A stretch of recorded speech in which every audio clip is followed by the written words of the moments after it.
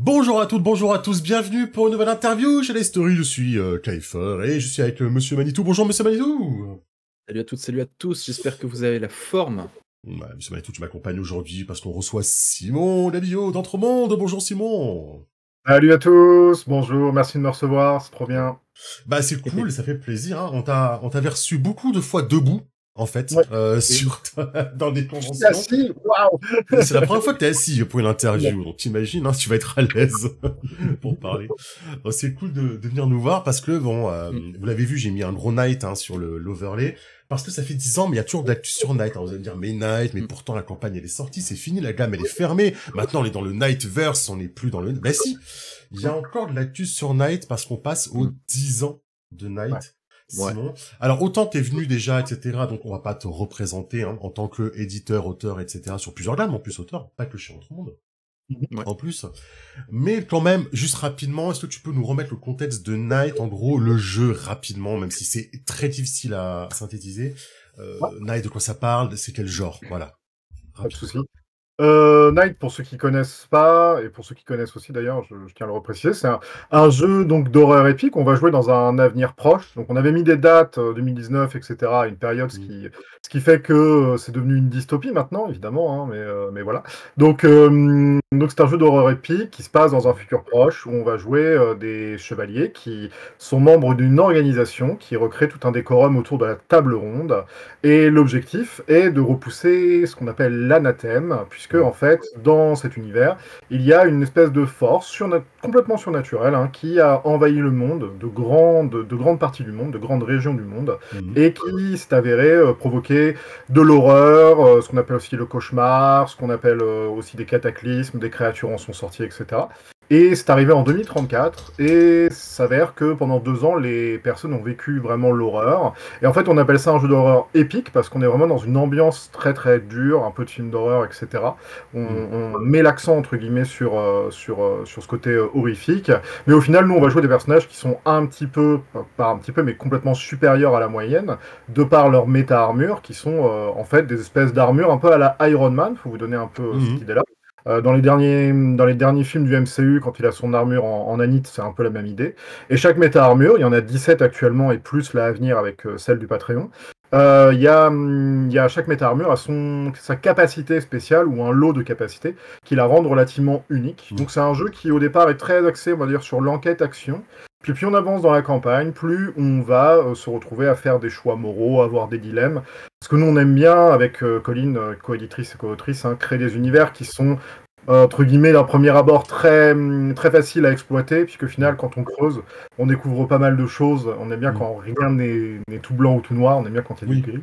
Donc voilà, donc c'est un peu ça l'univers de Night, il y a un peu de tout, et c'est un univers qui réussit à être approprié par de très nombreux MJ très différents, et ça c'est top, parce qu'on a aussi bien des MJ qui sont des vieux routards du jeu de rôle que de jeunes MJ, et c'est vraiment, on est vraiment content de ça. Voilà.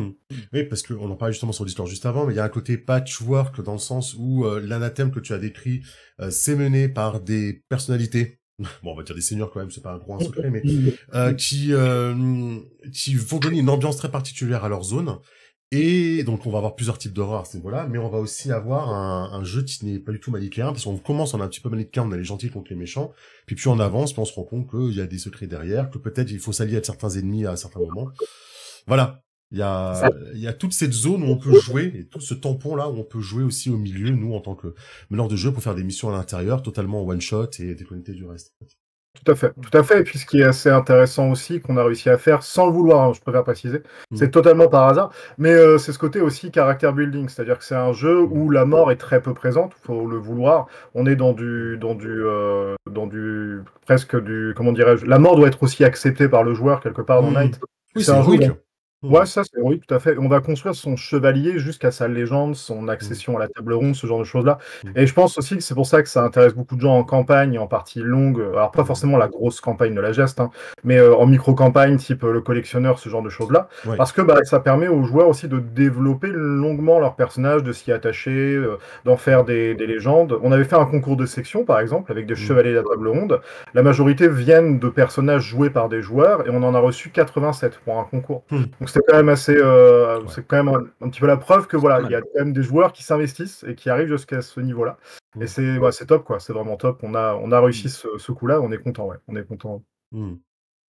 Alors, le gros avantage qu'on va avoir avec cette interview, c'est qu'on a d'un côté Kiefer avec ses 666 parties, expert en Night depuis 10 ans, etc. Et moi qui ai fait 2 parties, qui n'ai rien lu de Night. Et voilà, donc en gros, il m'a dit je te laisse les questions en rouge, c'est les questions idiotes. Moi, je m'occupe des vraies questions. Bah, tu vois, alors, je vais commencer. Question de meublage. Non, moi, voilà, ce qui m'intéresse, c'est qu'on revienne un petit peu sur cette aventure éditoriale depuis 10 ans, faire un petit tour d'horizon des éditeurs, parce que le premier éditeur de Night, c'était Origins. C'était Origins, c'est ça. Ouais. Donc voilà, qu'on revienne un petit peu là-dessus, les éditeurs, les nouveaux collaborateurs, les différentes versions, parce qu'il y a eu plusieurs versions du livre de base, entre autres, PDF gratuit, etc. Est-ce que tu peux nous faire une petite rétrospective, s'il te plaît? Night, ça a donc commencé il y a plus de 10 ans. Ça a commencé avec ma rencontre avec Colin, donc ça commence à dater. Ça va faire presque 18 ans maintenant. Donc voilà. Qu'on travaille sur l'univers en fait du Nightverse, et ça a été plusieurs jeux Night avant de devenir Night. Je vous passe la rétrospective, mais globalement, jusqu'à aboutir à Night, il y a environ une douzaine d'années de ça. Et puis a commencé à travailler vraiment dessus. C'est né de plusieurs campagnes qui ont été jouées à la suite. Et en fait, c'est avéré qu'à un moment, on a décidé on a trouvé parmi une de ces campagnes un truc qui était cool à faire jouer et à faire découvrir à d'autres joueurs, en fait. Et on s'est dit, c'était quand même ce qu'on avait vécu en campagne, c'était cool. Ce que j'avais fait jouer, c'était assez cool pour une fois. Donc on s'était dit, on va le proposer à des joueurs. Et on s'est dit que pour le proposer à des joueurs, il fallait le proposer à un éditeur, ce qui paraît logique jusque-là. Et du coup, on a dit on va commander des illustrations. Donc on avait sollicité Simon Labrousse à l'époque avec nos petites sous-sous à nous, voilà, de post-étudiants, on venait de commencer de bosser. Et c'est avéré que Simon Labrousse, qui est un illustrateur qui est assez connu maintenant, a accepté de nous faire 6 illustrations pour Night, ce qui nous a permis de faire un beau dossier pour l'éditeur, un beau dossier de présentation, et ça a tout de suite séduit Origins, qui était un nouvel éditeur qui s'implantait sur le marché du jeu de rôle à l'époque. Et ça a donné une première version, du coup, il y a 10 ans, presque jour pour jour, en Ulule. Donc c'est quand même assez cool de voir que l'éditeur a accepté, que ça a donné la première version du bouquin. Et puis Origins a fermé pour des raisons qui lui sont propres, et à un moment on s'est posé la question de savoir si on continuait Night. On avait 2 manières de le continuer, soit l'aventure un peu auto-édition ou édition associative, soit l'aventure en édition pure et dure. Et on avait notre ami Guillaume Merlin qui avait Entremonde à l'époque, en tant qu'auto-entrepreneur dans mon souvenir, et qui a dit rejoignez-nous les loulous, on va faire Night ensemble. Donc rebelote, un nouveau livre de Night. Donc c'était en 2019 je crois, ou 2018, donc ça commence à dater aussi, donc la V1.5 commence à dater. Et là, on s'est lié d'amitié à une personne qui s'appelle William Bonotal, donc qui est notre illustrateur, qui maintenant fait partie du studio Sichan qu'il a monté, qui est un gros studio de création, voilà. Et en fait, c'est avéré que William a dit on va tout refaire. Voilà, on va tout refaire du sol au plafond. Donc il a réillustré des tas de choses, il a refait des tas d'illustrations. Là, il est encore en train de travailler sur d'autres méta-armures. Donc c'est un travail graphique qui est constant. Et en fait, la nouvelle version du jeu a énormément pris, à tel point qu'on en est au 7e print, donc au 6e reprint. Donc ça fait un peu plus de 7000 exemplaires écoulés pour du jeu de rôle français, c'est quand même pas dégueulasse, on va dire. En disant, donc on est vraiment content. Et puis après, on a continué à travailler sur Night avec la geste de la fin des temps qui a très bien marché, notamment, qui est la campagne qui nous a apporté beaucoup de suppléments, qui a permis de créer une gamme qui est, entre guillemets, terminée sur un axe narratif qui est l'axe de la quête du Graal. Donc, il n'y a rien de spoil. Vous êtes des chevaliers, vous cherchez le Graal, ça paraît logique. Ouais, Arthur, tout ça, Merlin, oui, bon. Les bases, quoi. Voilà. Okay. On peut après, ça fait 10 ans. Il y a pas un truc qu'on dit 10 ans plus tard, on a le droit de spoiler ou un truc comme ça. Alors, pas dans le jeu de rôle. Et du coup, la geste a apporté beaucoup de suppléments. Donc, elle a apporté un vrai bestiaire aussi, avec une manière de créer ses propres créatures. Elle a apporté Nodashi aussi, qui est un spin-off de Night. Elle nous a permis aussi de commencer à imaginer l'univers de Paria aussi, qui est un univers qui est très différent, qui permet en fait de jouer dans l'univers de Night. Pardon, c'est pas un univers, c'est un jeu.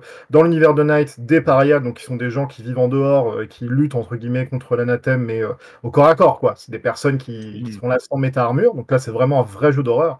Et ça change un petit peu de thématique, on va dire. C'est horreur sans l'épique, on va dire. Voilà.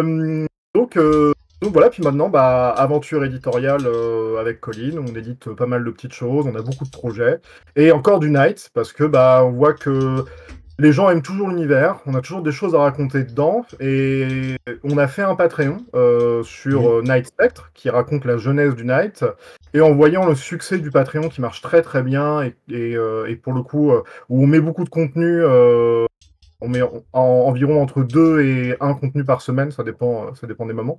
On voit en fait l'engouement des gens et l'engouement de la communauté, et on s'est dit qu'on avait encore beaucoup de choses à raconter dedans, et surtout que ça nous refait plaisir avec Colin d'écrire, et c'est super, parce qu'on est passé sur la casquette éditeur, et c'est bien, mais en fait, il y a ce côté créatif qui était un peu mis de côté. Du coup, on a dit, Night, on connaît bien, c'est notre bébé, on va continuer à écrire dessus, ça nous fait plaisir en plus, ce qui est plutôt cool. Donc voilà. Donc voilà, en gros, pour la petite histoire de Night. Ça a été une super aventure. On a travaillé avec près de 50 illustrateurs en tout, 50-60 illustrateurs. On a travaillé avec plus d'une dizaine d'auteurs en tout. On a travaillé avec plusieurs graphistes, des musiciens. Enfin, on a travaillé avec beaucoup de gens. Donc voilà, on implique l'art en général, ce que vous pouvez voir aussi sur le financement des 10 ans, où pour nous c'est très très important. Ça garde notre part d'humanité. Pour nous, c'est quelque chose de très très important. Donc voilà. Ouais, l'art est central dans le jeu et c'est si permet de relier à l'humanité. Ouais. Et il y a eu des PDF aussi qui ont été mis à disposition gratuitement, si je dis pas de bêtises. Tout à fait. Il y a du coup 2038 qui est en gratuit, qui reste en gratuit. On a des codex qui sont gratuits. On a 12 maintenant, je crois. Voilà. Donc c'est des suppléments de 20 à 40 pages généralement qui ajoutent du contenu supplémentaire, du lore ou éventuellement des règles de jeu. Et on a aussi mis le livre de base de Night en Pay What You Want sur DriveThru-RPG, ce qui permet avoir accès au jeu et puis pouvoir se faire une idée entre guillemets du jeu. C'était une volonté de notre part aussi de dire que le PDF n'est pas quelque chose qui va appauvrir le jeu. Au contraire, proposer un PDF gratuit, quelque chose qui peut permettre aux gens de le découvrir, aux gens de se motiver autour, etc. Donc, on a dit, let's go, on va le proposer. On l'avait proposé durant le Covid. Et puis, en fait, on s'est dit, c'est pas grave, il a été gratuit en Covid. De toute façon, les gens se le sont déjà partagés. On va le laisser, tant pis. De toute façon, nous on le remarque parce que c'est une discussion qu'on a de façon très régulière sur les forums, sur les trucs comme ça. Il y a facilement 90% des gens qui disent que le fait d'avoir les PDF et de découvrir un peu les jeux, ça leur donne envie, s'ils aiment le jeu, en tout cas, de se procurer la version physique. Je veux dire, il y a vraiment qu'une minorité de personnes qui au final n'est là que pour profiter en fait de la gratuité d'un PDF ou autre. Donc moi je trouve ça très bien. La majorité, soit ça leur donne envie d'acheter, soit l'autre majorité, ils le téléchargent ou ils prennent un copain, ils le mettent sur leur disque dur et ils l'ouvrent jamais de toute façon. C'est ça. Voilà. Il y a aussi ce côté où, comme on fait beaucoup de salons avec Colin, on en a fait une douzaine l'année dernière. Il y a ce côté aussi où on découvre que des gens qui avaient juste les PDF, quand on les rencontre et qui nous voient, ils ont quand même envie finalement d'avoir la gamme, d'avoir une dédicace, ce genre de choses-là. Voilà, oui, bien sûr. Et donc tous ces PDF gratuits sont disponibles sur DriveThru, c'est ça? DriveThru-RPG pour le livre de base, qu'il est en Pay What You Want, donc les gens donnent ce qu'ils veulent. Le reste est disponible sur night-jdr.fr. Il y a énormément. On mettra ça dans la description, quoi. Il y a tout le système de jeu aussi en gratuit, par exemple, pour ceux qui veulent. Donc c'est quand même fait par Karl Renk, qui est vraiment quelqu'un de très actif dans la communauté. Donc on a beaucoup de choses en gratuit, et ça c'est un peu notre marque de fabrique aussi, ce qu'on essaie de faire. Avoir du contenu qui suit entre guillemets le jeu et qui le fait vivre, c'est important pour nous, c'est super important. Ok. Super. Je vais avancer une question parce que tu parlais justement du fait de continuer à écrire dans Night, un univers qui est votre bébé. C'est difficile de faire vivre encore une gamme qui est censée être, enfin une gamme. Là, je parle de la gamme Night, le Graal dit terminé, pas le verse, mais au moins c'est difficile de se remettre dedans en se disant, on l'a fini, on continue à écrire dedans. À une époque, c'était soulageant parce qu'on vraiment la geste de la fin des temps, elle a été dure à écrire. On a été rejoint par de super auteurs, Raphaël Robichon, Diego Cocagne, Cédric Lamère évidemment, qui écrit maintenant aussi pour plein d'autres personnes, c'est super. Et donc on a été rejoint par des gens géniaux qui nous ont vraiment aidés à écrire la campagne, mais la campagne a été longue à écrire, c'était un gros morceau. Et après, avec Colin, on en avait un peu marre, mais au final, en écrivant sur d'autres choses, autres que du jeu de rôle, des jeux de société, des trucs un peu librairie, etc., on est revenu à Night parce que Night, c'est vraiment l'univers dans lequel on est le plus à l'aise pour écrire et le plus à l'aise pour raconter des choses. Et en fait, on aime bien l'attaquer par d'autres aspects maintenant. Sur le Patreon, par exemple, on a fait un mini supplément, on fait un mini codex tous les mois. On a fait un supplément pour inclure des choses un peu plus surnaturelles à l'univers de Night. Donc on réussit en fait à attaquer par d'autres axes l'univers. On va réécrire les arches aussi de Night, parce qu'on voudrait présenter chaque arche en profondeur. Là, elles ont été mises sur 2 pages, 2-3 pages. On voudrait en faire plus sur les arches, vraiment bien les présenter, voilà, vraiment en profondeur. Donc, non, ça ne nous dérange pas de réécrire dessus. Au contraire, on aime bien. C'est un peu notre univers, comment je pourrais dire? J'allais dire doudou, mais c'est pas le mot, mais c'est un peu notre univers de cœur, tu vois. On aime bien écrire dedans, on a toujours des choses à raconter.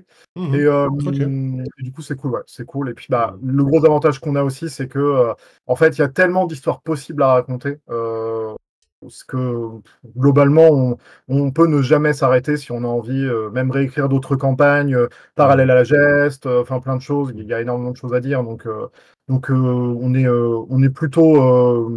Il n'y a pas de difficulté, en fait. Il n'y a aucune difficulté à le faire. Okay.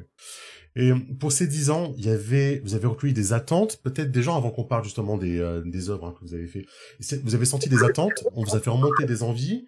Et pourquoi vous êtes parti sur toutes ces créations cross-média qu'on va voir, plutôt que de faire j'ai marqué une édition collector en cuir de bison, tu vois. Mais il y a un petit côté troll, mais ça se fait, tu sais, l'édition 10 ans en cuir avec reliure en or et tout le bazar.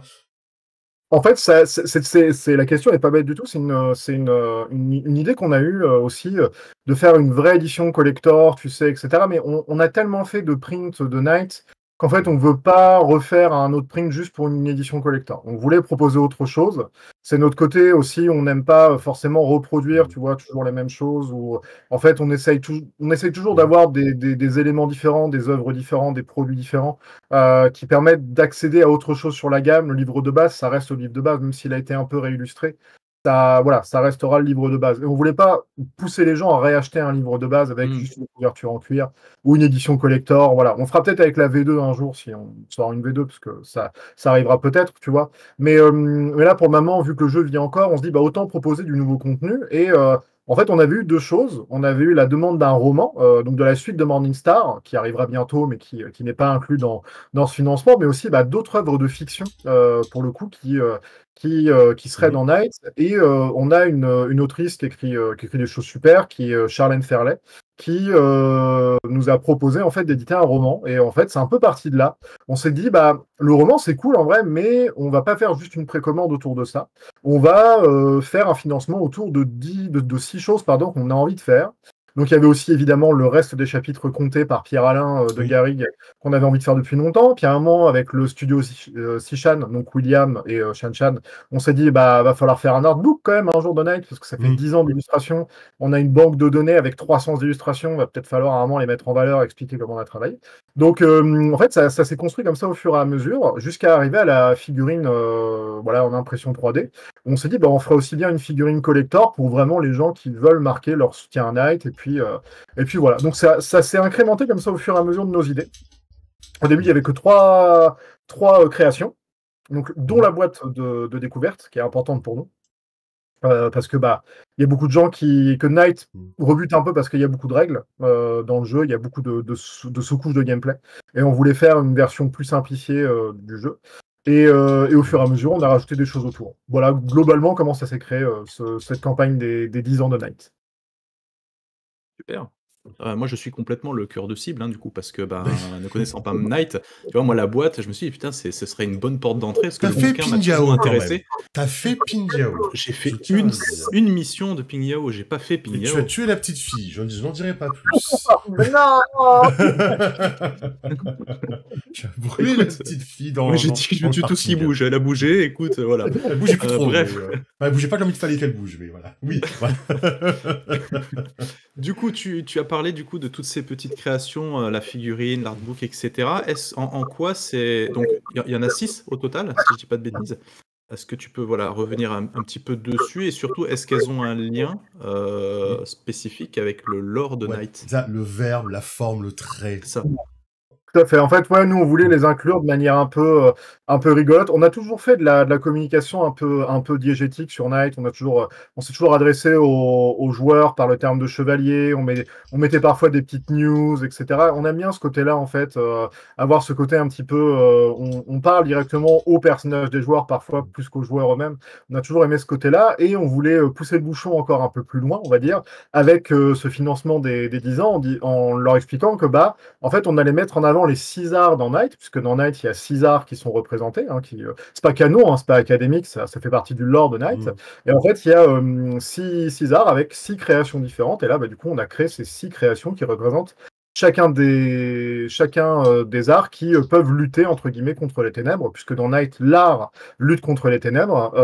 Et du coup, on s'est dit, bah, on a commencé par le verbe, du coup, qui est le roman donc de Charlène Ferlet, Phaistos, qui ne spoile rien du tout de l'univers de Night, qui est là où Morningstar était vraiment un bon moyen d'entrer dans l'univers de Night, parce que parler d'un personnage qui vivait, entre guillemets, la fin des temps avec l'arrivée de l'anathème, c'était super intéressant. Et là, le roman de Charlène, Phaistos, c'est aussi super intéressant parce qu'il permet de vivre une mission de chevalier de l'intérieur. Et ça, c'est super intéressant aussi, avec tout ce que des chevaliers peuvent ressentir, vivre face à l'horreur, au cauchemar, ce genre de choses-là. Et ça, c'est super cool. Donc voilà, donc le roman, c'est du plus. Et puis, bah, nous, éditeurs du roman, ça nous fait toujours plaisir parce que c'est quand même le cœur du travail à l'origine de Colline. Donc ça lui fait toujours vraiment plaisir de faire ça. Et on a la chance d'avoir des auteurs et des autrices qui sont très très motivés et qui, pour le coup, écrivent vraiment bien, donc c'est top. Et puis après, il y a l'artbook, donc qui représente le trait, qui est un des arts majeurs aussi dans Night, où là, on travaille avec le studio Sichan pour faire un très joli artbook, mais qui n'est pas que de l'illustratif, qui va aussi raconter un peu la genèse du projet, comment on a réfléchi les illustrations, comment on a recruté nos illustrateurs, pourquoi on a remplacé telle illustration par telle illustration, ce genre de choses-là. Voilà, donc ça, c'est vraiment comment dirais-je, un bonbon pour nous aussi à faire, parce que bah, ça nous permet un peu de retracer 10 ans de travail. Du coup, c'est rigolo. Pourquoi on a fait un design de méta-armure nouveau qui est aussi clivant pour la communauté, avec des gens qui adorent et des gens qui détestent. Voilà, en expliquant que nous, c'est une volonté et qu'il y a plein de choses à l'intérieur et que c'est vraiment réfléchi, c'est pas juste une illustration posée comme ça. On a la musique, donc pour continuer à travailler avec Mathieu Verdier, on va sortir un CD. Un CD. Ça se peut encore. Voilà. Avec des musiques aussi qui seront dispo en ligne, où on fait travailler le même compositeur qui avait composé sur notre gamme. Donc voilà, donc ça, on est vraiment content. Donc c'est vraiment quelque chose qui est super important pour nous. Ensuite, il y a la capture. Alors, je ne cache pas que la capture, on aurait aimé une série animée, un truc comme ça. Mais c'était un peu trop cher pour nous. Donc... Ouais. Ils étaient trop pris par Donjons et Chatons, ils pouvaient pas te le faire pour toi, je comprends. On n'a pas le réseau, mais donc du coup on a décidé de le faire sous la forme de quelque chose de compté et qui sera mis en ligne gratuitement sur la page de Night. Donc des chapitres entiers du jeu comptés par Pierre-Alain de Garrigue, donc qui est un doubleur professionnel. Qui va compter le chapitre 2 et 3, et là viennent d'être débloqués les chapitres 6 et 7 dans mon souvenir. Donc on aura quasiment tout le lore de Night qui va être compté aux joueurs. Donc évidemment, deux chapitres auront des grosses balises de spoil, évidemment. Ouais. Parce que oui. Très important, voilà. Je vois lesquels. Voilà. Ici vivent tous les secrets, super. Donc voilà, donc on mettra un disclaimer, mais Pierre-Alain nous fera un truc sympa pour le faire. Okay. Et ensuite, on a évidemment la forme avec la figurine. Donc c'est une figurine de 18 cm qui est plutôt impressionnante, on est content. D'un chevalier en armure warrior qui est assez massif, et la figurine est belle. On disait que 18 cm, ça faisait petit, et en fait, nos imprimeurs nous ont dit, bah non, en fait, c'est très bien pour la figue de collection, c'est très très cool. Okay. Donc en fait, elle est assez impressionnante et massive surtout, donc ça c'est cool. Et on a proposé aussi de la faire peindre pour ceux qui veulent, ce genre de choses-là. Voilà. Donc ça, c'est quelque chose qu'on va faire imprimer par quelqu'un de tout près de chez nous. Donc c'est assez balèze quand même. Je montre vite fait la caméra pour ceux qui. Elle est assez balèze. C'est plutôt cool. Et elle sera pas peinte, tu dis. Ce sera quoi, Sundrop ? La peinture est en option. On préférait pas la faire peindre par on préférait pas la peindre nous-mêmes, déjà d'une part. Ça prend du temps. C'est long. Voilà. Surtout que moi, je suis pas bon, Colline est bien meilleur, mais vraiment moi en peinture, j'ai aucune patience. Donc voilà. Et en fait, on a embauché 2 peintres professionnels qui sont dans les starting blocks, voilà. Et qui, du coup, le coût de la peinture est cher, mais c'est ce que vaut la peinture d'un peintre pro. Voilà. Oui, c'est ça, voilà, c'est fait par un professionnel qu'on paye pour ça. Oui. Voilà, c'est vraiment un vrai pro. Nous, on se rémunère pas du tout sur la figurine ni la peinture. C'est ce que ça nous vaut quasiment à la livraison puis à la production. Donc voilà.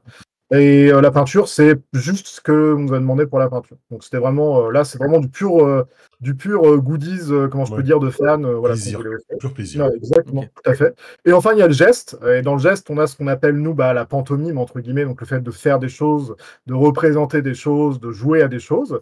Et du coup, on a proposé, avec l'art du geste, la boîte de recrutement. Donc, il y a une boîte de découverte à Night et qui voilà, est le plus gros objet, on va dire, à travailler en termes c'est du jeu de rôle, en fait. Donc là, il y a beaucoup de choses à faire.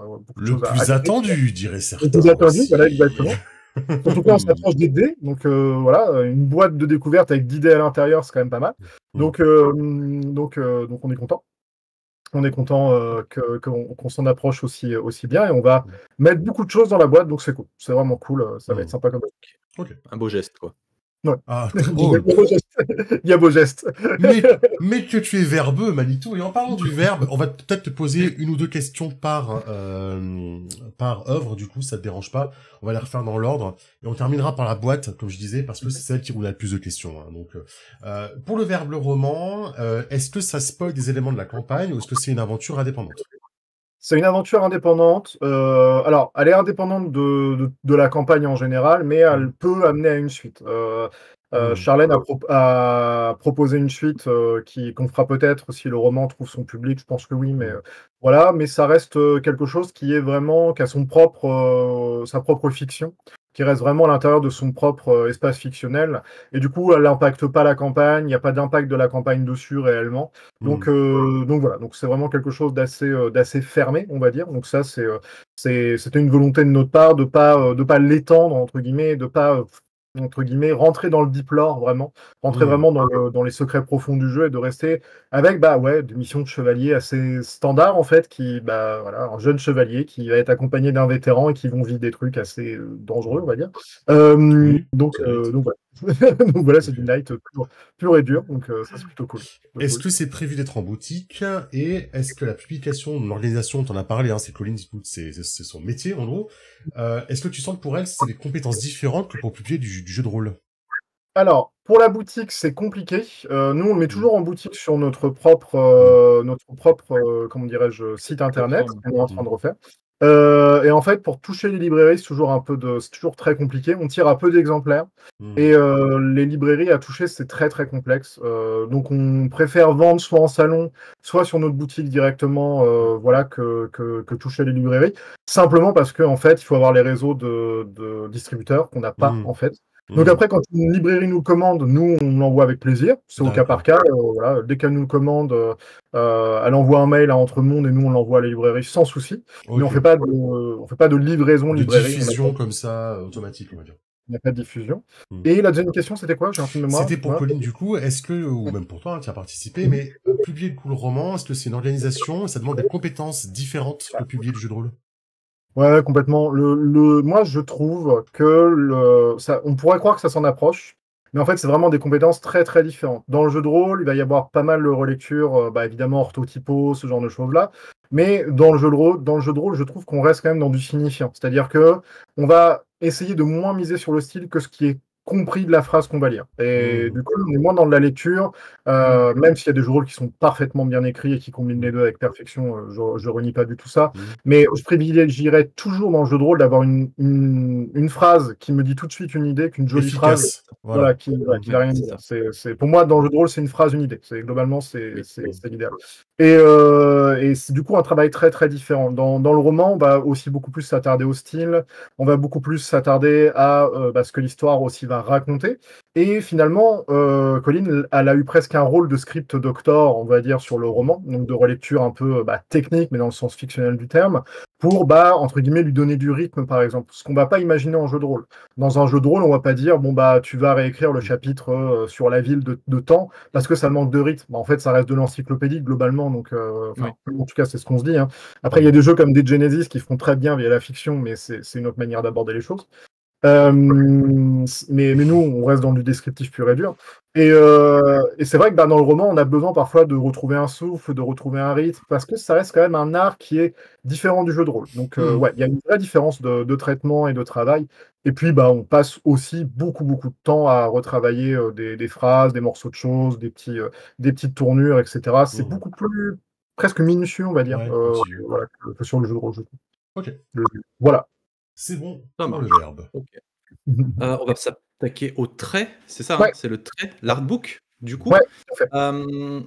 Comment il se présente cet artbook? Parce que tu as dit qu'il y a eu plusieurs versions du coup du livre de base, ça a évolué en fonction, etc. Est-ce que cet artbook il va retracer un petit peu les illustrations depuis la V1, depuis les premiers, la V1, oui. ouais, c'est ça. Ah non, parce qu'il n'y a pas de V2 encore de non, c'est une 1.5 en fait. C'est la 1.5, c'est ça. Donc la V1 Je vous mets en haut à droite, ou je vous mets en description les vidéos qu'on a fait, on déboîte toute la gamme et tout le bazar, comme ça vous irez voir ce que c'est. Donc, est-ce que ça retrace tout ou c'est vraiment que les nouveautés, les derniers trucs? Non, l'objectif, c'est vraiment de tout retracer. Alors, pas. On peut pas tout faire dans le détail. Clairement, il y a beaucoup trop de matériel illustratif, ce qui est très cool pour nous, mais voilà, ce qui correspond à beaucoup, beaucoup de choses. Et l'objectif, c'est vraiment de retracer depuis le début, comme on a commencé, avec Simon Labrousse, Nicolas Appert, Rudy Crucio, etc. Donc nos premiers illustrateurs qui étaient vraiment géniaux. Voilà. Et puis après, au fur et à mesure, de retravailler, d'expliquer pourquoi on a changé les choses, pourquoi se lier plus fortement à un illustrateur comme William Bonotal, qui est aussi devenu notre comment dirais-je, notre directeur artistique. Pourquoi ça change vraiment l'aspect d'une gamme aussi, puisque ça donne une cohérence à la gamme. Les premiers ouvrages, par exemple, le premier ouvrage, la première version de Night, pardon, les illustrations restent pour nous toujours très très cool, mais en fait il n'y avait pas de cohérence artistique. Avec la V2, on a essayé avec la V1.5, pardon, on essaie d'avoir cette cohérence artistique plus canon. Et du coup, c'est des choses qu'on va raconter sur ce développement des 10 ans, à faire en expliquant un petit peu les différences de style, nos volontés aussi, ce genre de choses-là. Là, par exemple, il y a une version de l'écho. C'est ça, c'est le premier écran, celui-là, par exemple. Ah, attends, le premier écran. Donc on a génie dans la bibliothèque, le premier écran, celui-là. Ouais, on a beaucoup évolué, beaucoup changé. En fait, c'est même pas de l'évolution, c'est du changement aussi de caractère, je pense, parce qu'on voulait plus rester dans ce côté comics. On voulait lui donner encore un autre visage. Donc voilà. Donc on va retracer tout ça, ces 10 ans d'évolution, et on va essayer de le faire joliment. On a présenté quelques pages sur le financement participatif, et pour le coup, les pages de l'artbook sont jolies. Ça, c'est l'écran de la campagne, tout à fait. L'écran vers 1.5, quoi. Et pourtant, celui-là, c'est mon préféré. Ouais, cool. Mais pour une raison intrinsèque qui vient de cette scène particulièrement, dans ce scénario, voilà, qui évoque beaucoup de choses pour moi. Donc, mais ça, c'est personnel, quoi. Mais non, mais c'est bien. Ok. Super. Du coup, j'ai rien suivi, c'est mon tour. La figurine, maintenant. Ok, la figurine. Ah oui, c'est une question sur l'artbook. En fait, ça va être un côté une illustration avec à droite une explication. Comment vous imaginez niveau maquette, en fait, cet artbook? Ça se présente comment, C'est très entremêlé. Il y a des images disponibles si vous voulez les incruste dans la discussion. Sur comment dirais-je, sur le Ulule. En fait, on a vraiment chaque double page est travaillée en fait pour être quasiment, on va dire, une mise en valeur graphique de l'illustration et de ses changements. Il y a des concept art qui ont été intégrés, il y a des éléments illustratifs qui ont été intégrés, et du coup, on a vraiment un vrai travail sur la mise en page. On voulait pas juste plaquer une illus à gauche ou à droite, et puis du texte à gauche ou à droite. On voulait vraiment que le texte et les illustrations se mélangent, donc vous pourrez aller voir sur le Ulule, dans les publications. Il y a des présentations de 2 ou 3 doubles pages, je crois, ou même 4, dans mon souvenir, où on explique un peu le travail qui a été fait derrière, des concept art, les illustrations finales, des illustrations qui sont pas gardées aussi, ce genre de choses-là. Donc voilà, c'est un artbook qui explique pas mal de petites choses, donc c'est assez cool. Je vous invite à aller voir sur le Ulule, vous verrez pas mal de choses. Je suis en train de filmer justement toute la partie publication, on est en train de remonter un petit peu toute la partie publication. Alors, je sais plus quelle publication c'est, par contre. C'est pas grave, on le regarde. C'est pas grave.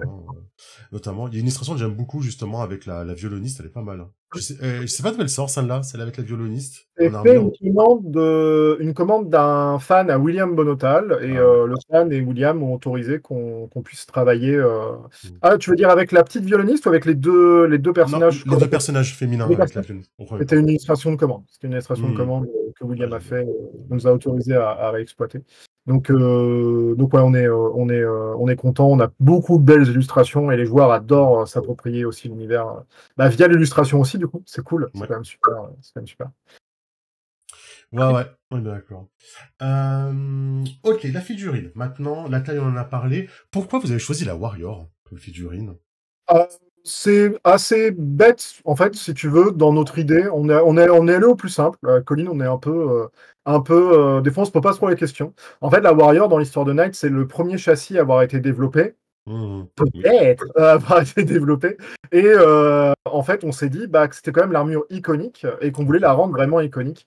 La Warrior, pendant longtemps, c'est une des rares. J'aime quasiment toutes les illustrations de Knight, mais il y a deux illustrations que j'apprécie moins, c'est celle de la Warrior et celle de la Paladin. C'est les anciennes que je trouvais vraiment trop bunker. Et en fait, dans l'histoire de Knight, la Warrior, c'est le premier châssis de méta-armure, et c'est sur ce châssis-là que toutes les méta-armures, même celles de génération 2 et 3, ont été développées. Et du coup, on ne retrouvait pas en fait ce côté-là dans les premières illustrations. La Warrior, c'était un vrai bunker, une espèce de gros bidule très très carré. Et en fait, nous, on voulait vraiment changer et faire en sorte qu'on s'imagine, qu'on puisse remarquer que la Warrior, et en fait, voilà, c'était celle-ci. Effectivement, elle fait vraiment bunker, elle est hyper balèze, etc. Et du coup, moi, je me la représentais pas comme ça. Et là, on voulait en faire vraiment un vrai, entre guillemets, chevalier. Un peu futuriste. Donc, voilà, on voulait vraiment représenter ça. Et c'est pour nous l'armure un peu iconique de notre vision de Knight. Et du coup, on voulait la mettre en valeur. Et c'est cool, mais on a rajouté plein de petits détails et des pétroglyphes sur des éléments type les épaulettes, les tassettes, etc. Il y a des petits éléments de détails sur l'épée, enfin pas mal de petites choses qui ont été rajoutées et c'est super cool. Mais le choix est vraiment très très bête. Première armure, on l'a fait faire en figue et puis voilà. C'est aussi l'armure qui, dans le jeu, en termes de règles, est la plus customisable. C'est celle qui offre le plus de possibilités d'équipement à mettre dessus, etc. pour customiser. Et même trop forte pour le jeu. Hein. Globalement, beaucoup de joueurs, beaucoup d'OMJ se plaignent de la rogue, de ce genre d'armure-là, mais en fait... c'est marrant, c'est pas ça là, moi, qui m'ont plus posé des soucis. Ouais, l'option, parce que les athlètes sur prise, c'est difficile, et la prise, en vrai. Mais après, la prise, c'est de l'inventivité pure, mais la prise... Après, non, la prise, tu peux pas la... On va peut-être pas parler d'équilibrage, mais tu peux pas la nerfer, ça serait trop dommage, tu vois. Elle est bien comme elle est, mais je l'ai trouvée vraiment balèze à la fin. Non, mais en fait, le défaut de la Warrior, c'est qu'en termes de règles pures, en termes de théorie craft pure, c'est qu'elle est beaucoup trop puissante.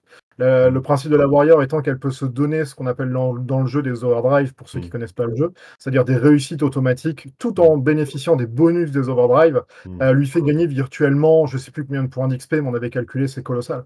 Points de gloire, pardon. Et ce qui fait qu'elle est beaucoup trop forte comparée aux autres. Elle atteint des sommets elle peut arriver à très haut niveau des plus 7 réussites automatiques supplémentaires à des jets de dés. Ce qui fait que ça devient un peu débile, en fait, de jouer avec. Finalement, on réussit tout. On est bon dans tout, on réussit quasi tout. Donc, c'est vrai que c'est un peu de dommage. Du coup, c'est une armure qu'on retravaillera un jour. Voilà, parce qu'elle est entre les mains de bons optimisateurs, elle peut être un peu débile.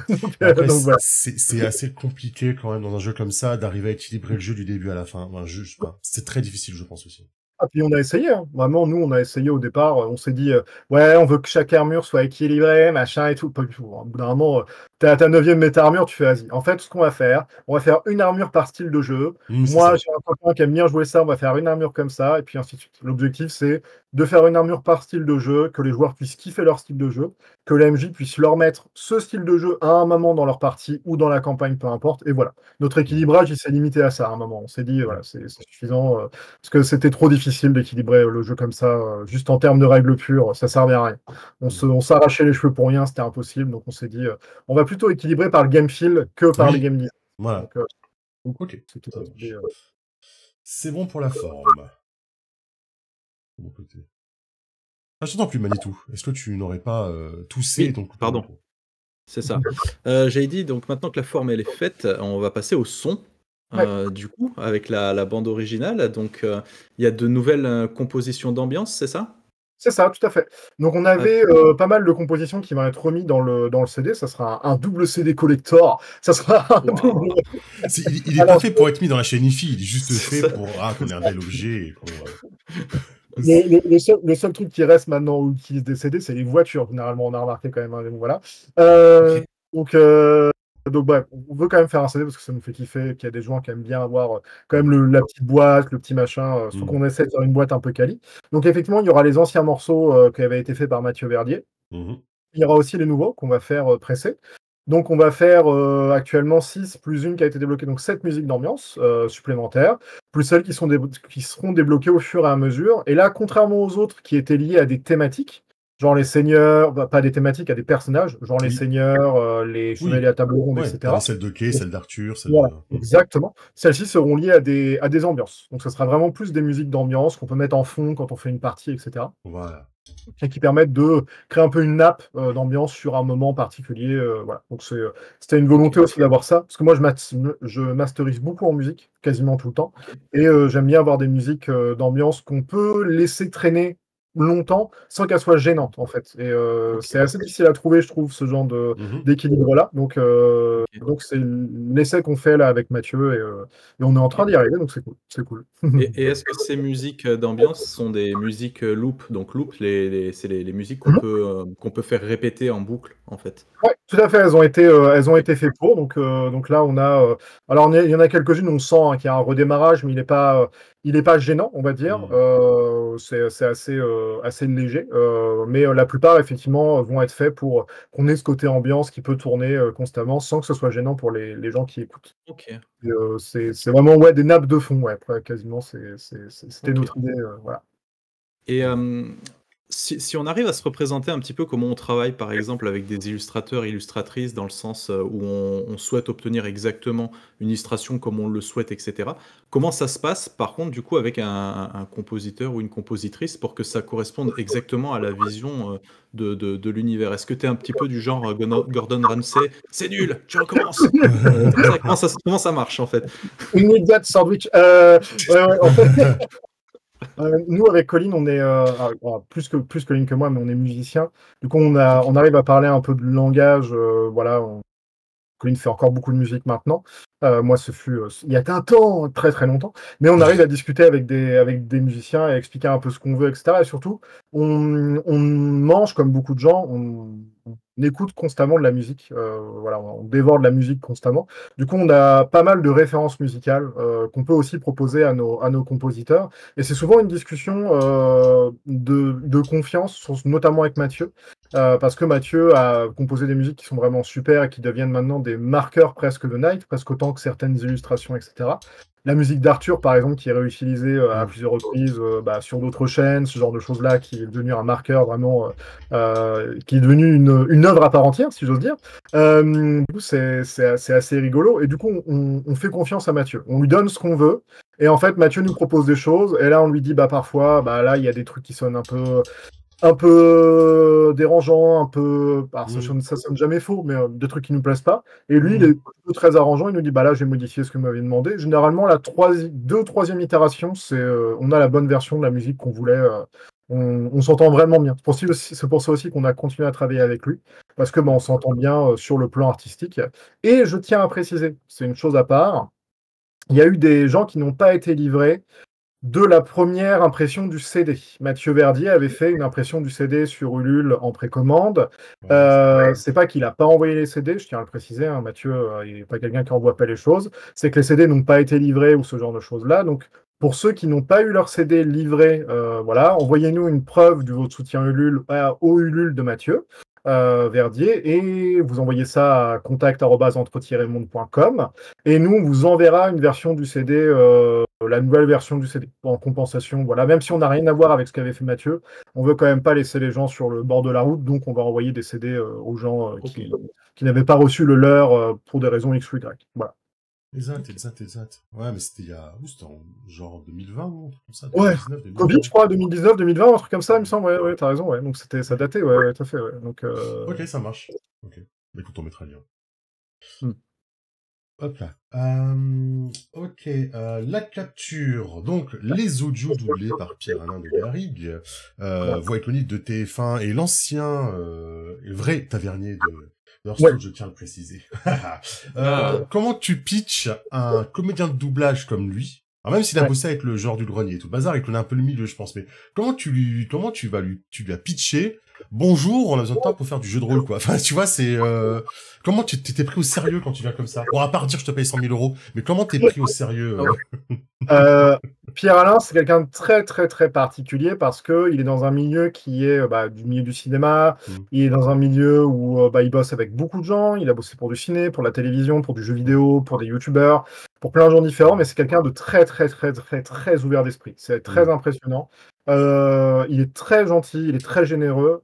Et en fait, nous, on l'avait abordé une première fois parce que moi, je suis un grand fan de voix off en général. J'adore la voix off et le métier de comédien de doublage en général. Pas la voix off, pardon, le métier de comédien de doublage. Oui. Et c'est un métier qui me fascine et j'adore les voix globalement. Je trouve que c'est quelque chose de très intéressant.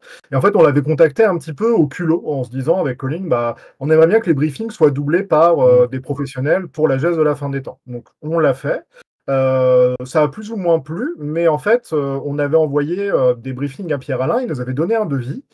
Et on avait payé assez cher pour le devis, pour le coup. Et quand il a vu la somme de briefing et le peu de texte à faire, il nous a dit attendez, les gars, vous m'avez payé super cher pour je sais plus combien de missions, une trentaine de briefings, mais des trucs tout petits en fait. Et il a dit est-ce que je peux pas faire autre chose pour vous gratuitement? Et du coup, on lui a dit ouais, en fait, on a potentiellement l'idée de compter un chapitre de Night machin en entier. Il a dit ok, je vous fais ça gratis, pas de souci. Et puis il nous a compté le premier chapitre gratuitement. Donc adorable en deux prix. C'est vraiment son métier. Il a fait ça en une grosse demi-heure, peut-être 1 heure, allez, parce qu'il a fait 2 prises.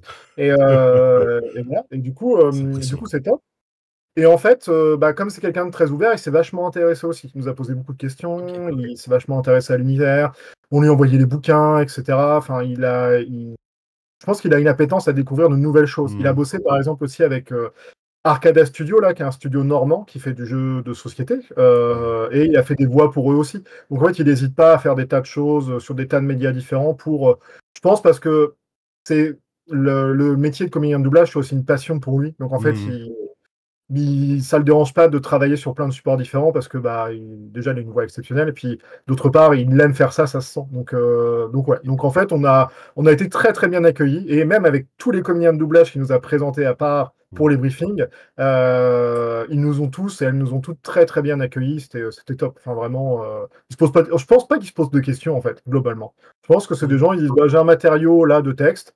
Et puis, je vais te le doubler, basta, peu importe pourquoi c'est, tant pis. Je pense que majoritairement, en fait, pour eux, ça a autant de qualité qu'une série ou un film, ou ce genre de choses-là.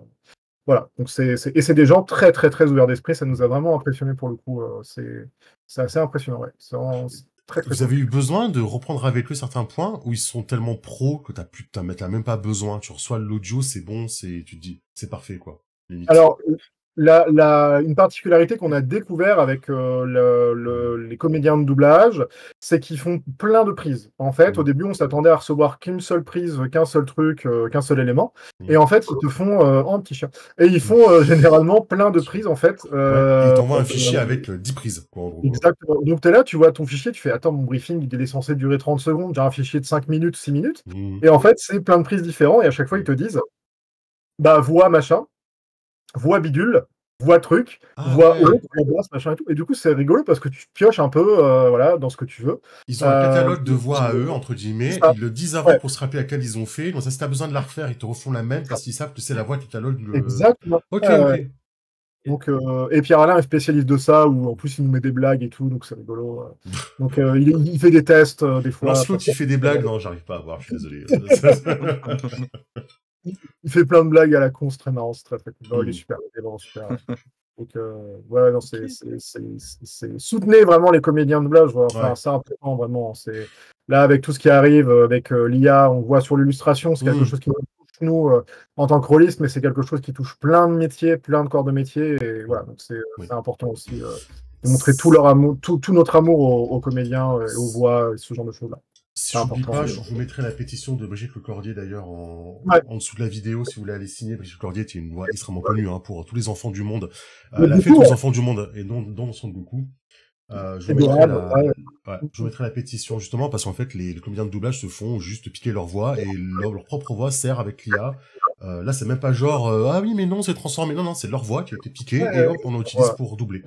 Là c'est encore je trouve le niveau au-dessus donc je vous mets la pétition en lien, n'hésitez pas. Assez dur ouais, tout à fait. Ouais. Ok. Est-ce qu'on parlerait maintenant de la boîte, de ce qui m'intéresse, du cœur de cible dont je fais partie en fait, c'est-à-dire la boîte découverte. Il y a, alors moi ce qui m'intéresse, je suis désolé, mais c'est des scénarios en fait. Il faut que pour que je puisse découvrir un truc, il faut qu'il y ait des scénarios qui aillent avec, qui me guident vers l'univers qu'on essaye de me vendre en fait. Est-ce que c'est présent dans la boîte? Est-ce qu'il y en a plusieurs? Comment ça se passe? On a du coup dans la boîte 6 scénarios qui sont présents. Donc on a qui forment une mini campagne. Donc ce sont des scénarios qui sont à jouer de manière assez courte. Donc c'est des choses assez ramassées dans le temps. Ça va durer 2 heures, on va dire 2-3 heures les scénarios. C'est des scénarios qui sont ramassés, voilà. Et l'objectif c'est de jouer une mini campagne. Donc là on a débloqué un 7e scénario qui sera un scénario one shot. Donc peut-être un tout petit peu plus long, mais voilà. Et l'objectif c'est de pouvoir introduire, faire découvrir Night aux gens en leur montrant entre guillemets le côté évolutif des personnages évidemment, parce qu'il y a ce côté on veut, comme c'est encore une fois un jeu de création de personnages, de character building, c'est important que les joueurs puissent évoluer, mais de manière beaucoup plus simple que dans le jeu de base, avec un arbre d'évolution, ce genre de choses-là. Ah ouais, ok. Beaucoup plus clair et beaucoup plus lisible. Et puis des scénarios assez courts et puis qui sont des étendards de ce que peut représenter représenter Night, c'est-à-dire un scénario plutôt axé action avec une grosse baston, ce genre de choses-là, un scénario où on va faire des choix moraux assez durs, un autre plutôt axé horreur. Donc on va un peu aborder un petit peu toutes les facettes comme ça. Tous les thèmes. Exactement. Pour que les joueurs puissent découvrir et les MJ aussi puissent se l'approprier avec un système qui est beaucoup plus simple, où on l'a lavé de plein de choses en fait qui étaient des surcouches de gameplay qu'on a un peu éliminées et vraiment simplifiées. On a gardé l'essence du jeu, on a gardé les points d'armure, on a gardé le système combo, mais on a enlevé les aspects, on a enlevé certaines choses sur les armes, notamment la liste d'effets colossale. Enfin, il y a pas mal de petites choses comme ça qui ont été revues pour pouvoir découvrir le jeu en douceur et pas trop se poser de questions. Voilà. Donc et Cédric travaille très bien là-dessus, donc c'est top. Il gère et c'est vraiment cool. Et donc il y aura d'autres scénarios à débloquer. Ouais. Donc on compte sur vous, les gens. Parce que plus il y a de scénarios, mieux c'est. On va pas se mentir. C'est ça. Ok, mini-campagne. Tu aussi est pas connecté à la campagne officielle. Tu es dans son coin, on va dire. Avant ou après Pingyao, cette campagne-là d'ailleurs? Normalement, elle est située, si je me trompe pas, elle est située après Pingyao, parce que la bataille de Pingyao, c'est un gros marqueur. Et elle peut être utilisée en remplacement de Pingyao pour la création de chevaliers, puisqu'elle permet vraiment aux chevaliers de découvrir un petit peu l'univers de Night, donc elle peut être pas mal pour en première campagne si on a envie de faire jouer autre chose après, donc ça peut être sympa. Et notre objectif, c'est d'axer, entre guillemets, la boîte autour d'un seigneur, et là, on va s'attaquer à la bête, donc quelque chose de très européen, avec des créatures plutôt bestiales, des espèces de monstruosités, une Europe envahie par les bois obscurs, ce genre de choses-là. Donc on va vraiment s'amuser là-dessus, sur ce côté un peu presque, j'allais dire médiéval, c'est pas le mot, mais presque des monstres un peu issus de l'imaginaire, européen, ce genre de choses-là. Donc ça va être sympa. On a un bestiaire assez sympathique, donc c'est cool. Okay. Ah, vous avez fait un bestiaire spécialement après aussi pour cette boîte Il y a quelques créatures supplémentaires rajoutées, effectivement, qui sont propres à la boîte d'initiation qu'on rajoute. Des personnages aussi. Et l'objectif, c'est que le MJ aussi habitué à Night puisse retrouver des choses qu'il connaît, mais aussi qu'il en découvre de nouvelles. Oui. Donc voilà. Donc on a débloqué un nouvel écran, par exemple, aussi, qui est évidemment destiné à la boîte. On va débloquer des dés aussi qui sont spécifiques à la boîte. On aura des illustrations supplémentaires. Un boss aussi, une grosse incarnation supplémentaire. Enfin, non, plein de choses. C'est cool. Ok. Moi, ce qui m'intéresse, c'est que... alors j'ai fait 2 parties, je crois, trois parties, dont une où le personnage que j'avais était ultra pété, où il a fallu qu'on m'aide pour faire les stats, les machins, parce que j'y comprenais rien. Et du coup, voilà, moi je me dis un système un peu plus léger, etc. C'est quand même bien vu pour de l'initiation, on va dire. Je vous remets quand même la table des effets des armes, hein, par exemple. C'est ça. Elle est là. Avec le transperce, voilà. Oui. Brutal, je sais plus quoi. Enfin, il y en avait vraiment beaucoup. Et quand on commence à arriver vers la fin, ouais, ça faisait un petit pavé sur le descriptif. Est-ce que du coup, ce système un petit peu allégé, on va dire light, et reste compatible avec le jeu complet, en fait? Ouais, tout à fait. L'objectif, c'est vraiment de donner un starter aux joueurs qui voudraient découvrir la suite. Et donc, il y aura un moyen il n'y a pas un moyen d'ailleurs, il y a la possibilité de lier la boîte au jeu, en fait. L'arbre d'évolution permet entre guillemets, de comprendre comment dépenser les XP et les PG qu'on aurait plus tard en tant que joueur standard du livre de base. C'est plutôt, on va dire, un moyen de visualiser ce qui serait optimisé pour son personnage. Et après, il y a un système qui va être fait pour pouvoir faire en sorte que ça soit compatible avec le reste, en disant, bah ça, tu peux l'associer à ça, etc., machin. Et surtout, nous, on a remarqué aussi que l'initiation, ça passait beaucoup par le toucher, par les objets qu'on pouvait avoir.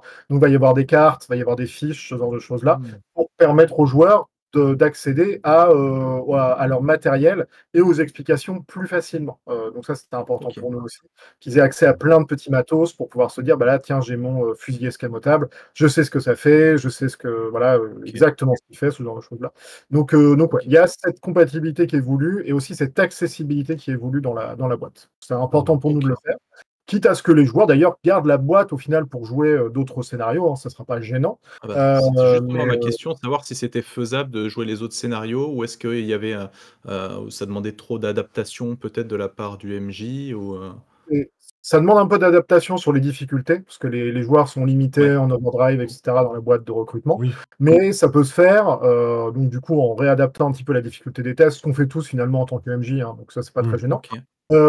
Et aussi, il faudra faire un tout petit travail pour les autres scénarios, à ne pas leur donner trop de points de gloire, entre guillemets, aux joueurs, pas trop de points d'évolution, pour faire en sorte qu'ils gardent quand même ce côté évolutif, notamment s'ils veulent jouer des autres scénarios. Mais ouais, c'est complètement faisable. Puis c'est une volonté de notre part que ça soit une grosse porte d'entrée. Donc, tout à fait. Oui, surtout que, enfin, j'imagine, bon, on a un système qui est light, et cetera. Il y a pas de disponible dans cette boîte les 18 armures, et cetera. Voilà, on a une petite sélection pour pouvoir commencer gentiment. Et donc, si vraiment on a envie d'explorer d'autres armures ou d'autres gameplays, et cetera, il faudra passer par le livre de base. D'accord. Et là, on aura 5 pré-tirés qui sont travaillés. On a 5 méta-armures qui sont travaillées. On a vraiment mis les méta-armures les plus accessibles. On les a vraiment travaillées pour qu'elles soient le plus jouables possible. L'objectif, c'est le maître mot, c'est accessibilité, quoi. C'est vraiment Tu peux nous spoiler les armures ou pour l'instant c'est encore un secret que vous je peux vous spoiler les armures, mais il faut pas que je me trompe. Voilà. Donc je sais dans mon souvenir qu'il y a une warrior, dans mon souvenir il y a une priest, doit y avoir une paladin, doit y avoir une war master, et je me demande s'il n'y a pas une rogue aussi. Après, je peux me tromper. Donc voilà, il y a une wizard quelque part. Je vais dire une wizard, parce que c'est assez simple aussi la wizard. Une wizard est simple, donc il y a une wizard à la place, peut-être de la priest ou de la war master. Mais voilà, on a voulu mettre vraiment les armures les plus simples à jouer. Pas de barbarian par exemple, c'était pas l'objectif. C'était trop compliqué à jouer. Il fallait faire deux, comme il y aura des petits standees, des petits pions aussi et des plans. On voulait pas faire deux standees, un petit standee, un gros standee pour la barbarian, comme à Ouais, c'est vrai. Exact. La paladin, elle est bien balèze aussi de mémoire, non? Oui, elle peut grandir et tout. La paladin aussi est balèze, donc on fera un gros standee. Oui, c'est le gros champ de force et tout. T'avais joué ça à Pignao, toi, t'avais joué là. Oui, c'était fun, en mode tourelle. Qui se mettait en tourelle, là. C'est ça. Ça marche. Est-ce que ça vous donne envie, quand même, de ce scénario light, d'en faire plus avec ce scénario light, ce système de jeu light? Ça vous donne envie de le développer un peu plus, de faire une gamme pour lui, parce que c'est vrai que ça peut faire peur, hein, ce système un petit peu lourd, etc. Vous dites qu'il y a peut-être un public à aller chercher? C'est vrai que nous, c'est une volonté qu'on avait depuis longtemps, de faire une boîte de découverte et aussi une version plus simple de Night. Et c'était resté un peu en plan dans nos têtes, en tâche de fond. Et en fait, il y a Igor de Origame qui a écrit Shan et qui bosse aussi chez Origame, hein, qui nous a dit faites une boîte de découverte pour Night. Mais ça date. Et on l'a mouliné pendant très très longtemps, ça restait en tête pendant très très longtemps. Et à un moment, on s'est dit que c'était le bon moment en fait de le faire, c'était les 10 ans, donc voilà, on a lancé le truc. Et puis en bossant avec Cédric, il nous a dit, là en fait, on va s'axer vraiment autour de la bête. Donc l'endroit que les chevaliers connaissent mieux, vraiment le côté très chevaleresque, on va avoir des communautés l'Europe, les parias qui sont retournés un peu parfois à des États. Entre guillemets, le plus bas, c'est le niveau de départ, la zone de départ, on va dire, là, dans un MMO, quoi. C'est on va dire la moins traumatisante. Ouais. Et voilà. Et surtout, qu'on a des communautés de parias aussi qui peuvent évidemment s'être remis un peu en genre médiéval, mais un peu obscur, ce qu'on peut s'imaginer de pire au Moyen-Âge, ce genre de choses-là. Donc c'était assez facile d'accès. Puis en discutant avec Cédric et le studio Sichan, notamment en termes de direction artistique, on a tout axé autour des couleurs un peu marron, un peu liées à la bête, fauve, etc. Et on s'est dit qu'en fait, sur d'autres boîtes, on pouvait le faire. Donc c'est vraiment en fonction du succès de la boîte, si elle marche vraiment bien, on en fera une autre dans un autre domaine, avec peut-être les mêmes personnages pour montrer une évolution des héros, ce genre de choses-là. Ça pourrait être super cool, ça pourrait être vraiment fun. Rajouter une ou deux méta-armures et puis proposer les vétérans, entre guillemets aussi, ça pourrait être super cool. Et puis proposer une DA, encore une fois, qui se rapproche de cette boîte-là, avec des nouveaux dés, etc. C'est trop cool. Mais ça, c'est une autre histoire. Globalement, ça dépend vraiment du succès de la boîte. Une boîte, ça coûte cher à produire. Qu'on la produise en Chine, en Europe, peu importe, c'est quelque chose qui est très, très, très, très coûteux à produire. Et du coup, il faut faire du volume, il faut voir si ce volume, c'est cool. Donc effectivement, on verra en fonction du résultat de la boîte. La TVA n'est pas la même d'ailleurs. Hein. Sur une boîte, on va payer, nous, en tant qu'éditeur, 20% de TVA. Sur un livre, on paye 5% de TVA. Donc c'est quand même très, très différent quand on est une entreprise. C'est des coûts aussi à prendre en compte. Donc c'est vrai qu'il faut réfléchir à tout ça aussi et au succès de la boîte. S'il rencontre du succès, probablement, il y en aura une deuxième. Un acte 2, sinon on restera telle qu'elle est, servira de porte d'entrée à Night, ce sera très bien comme ça. Voilà, c'est l'idée de notre côté de se dire on propose ça à la communauté de se l'approprier, on verra par la suite. Voilà, en gros.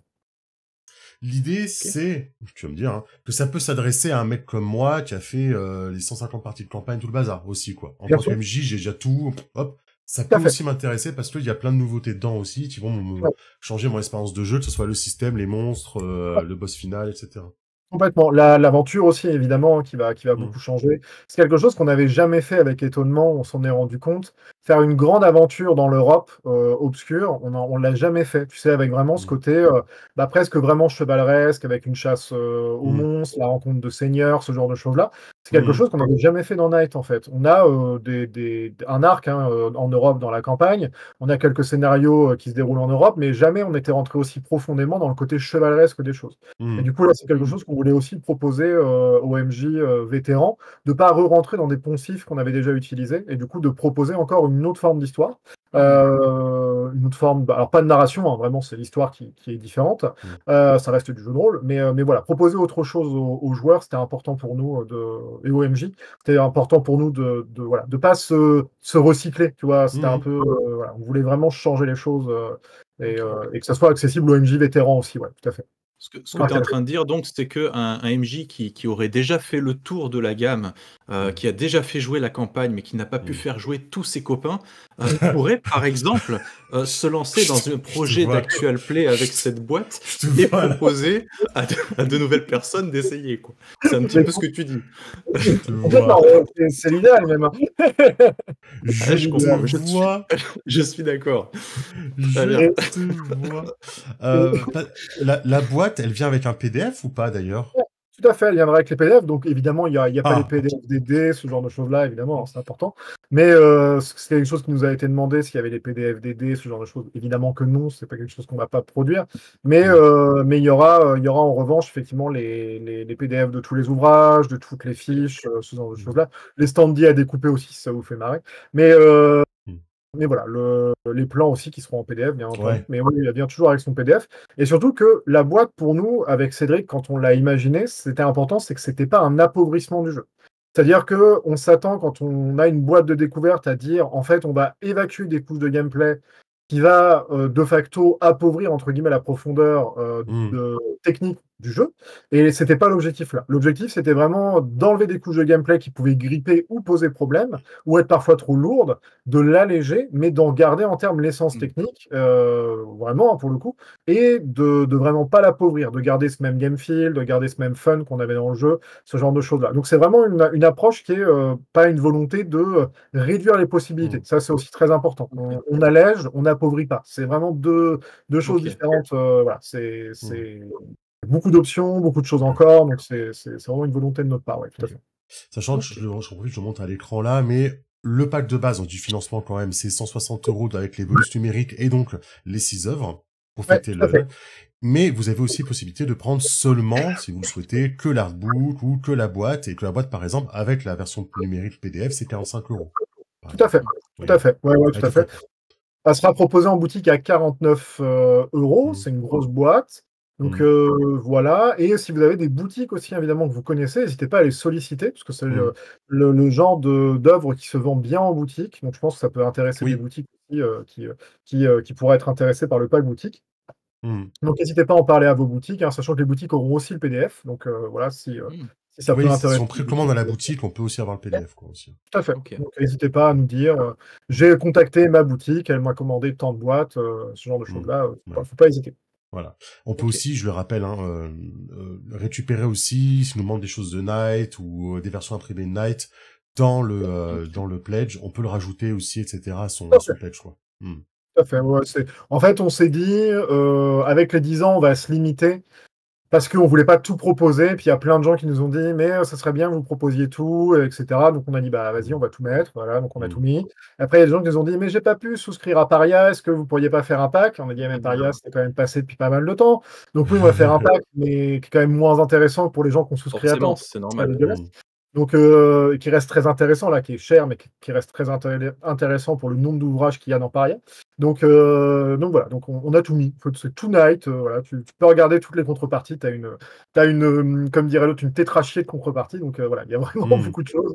donc voilà. Ok. Ça marche.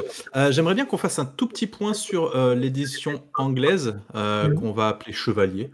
Voilà. Chevalier. C'est ça. J'aime beaucoup l'idée. Voilà, c'est un petit point sur cette édition anglaise et puis un petit point pognon à cause des taxes, justement. Est-ce que tu peux nous en parler un petit peu? Alors, nous, l'édition anglaise, virtuellement sur le papier, on peut penser qu'elle a bien fonctionné. On a fait 820 souscripteurs sur la première itération et avec les précos, on est à près de 1000 souscripteurs, ce qui est très bien.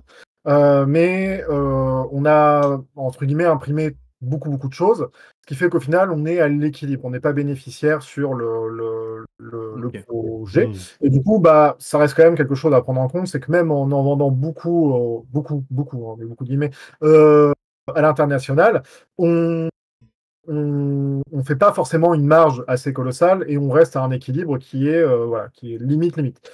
La chose à prendre en compte aussi, c'est que par rapport aux taxes, quand on fait une traduction à l'international, les États-Unis, c'est pas forcément le pays qu'on touche le plus. C'est assez étrange de se dire que, en fait, nous, on a plus de gens qui nous contactent, qui veulent avoir accès à des choses, qui nous demandent de traduire le reste, qui viennent d'autres pays, genre Pologne, des pays du Nord, comme la Norvège, Suède, etc.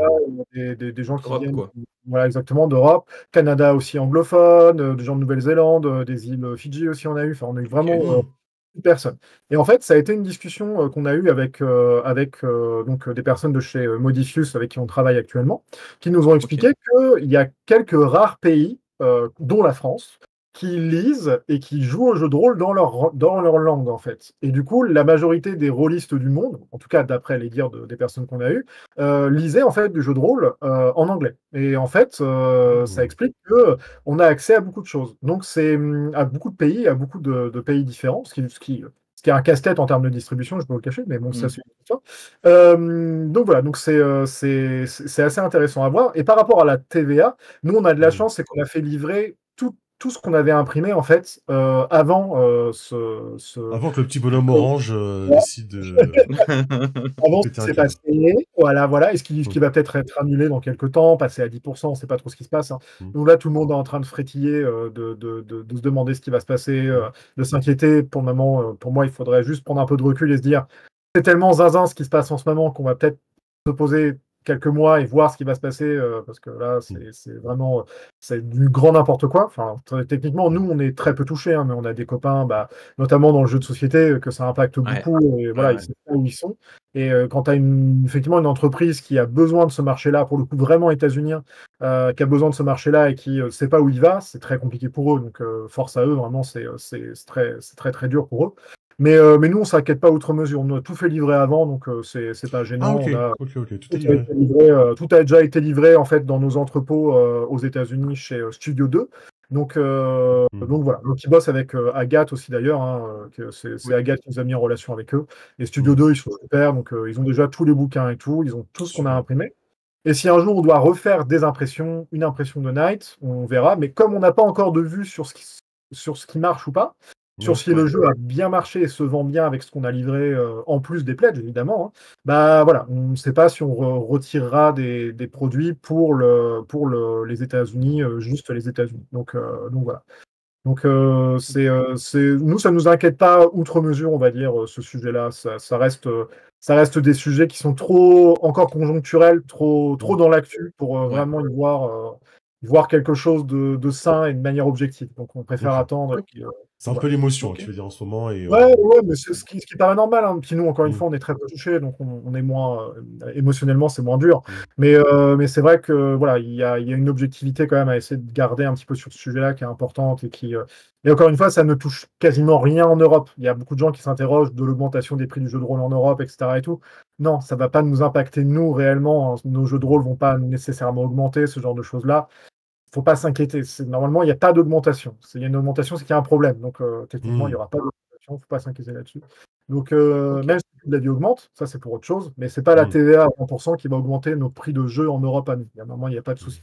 Donc voilà. Normalement, il n'y a pas de souci. Très bien. Un petit point. Célestopol Paria. Parce que. Oui, Paria. Suivre un petit peu où ça en est, du coup, vos projets là. Moi, je suis hypé pour Paria. Hein, c'est vrai, Paria, ça te chauffe? Bah ouais, post-apo, machin, c'est un truc un peu. C'est pas Night, mais c'est un autre truc, donc je me dis. Donc toi, t'es un blasé de Night maintenant, mais moi, ça m'intéresse, tu vois. Paria, je le fais jouer dans 2 semaines, Night. Je suis un sacré blasé, hein.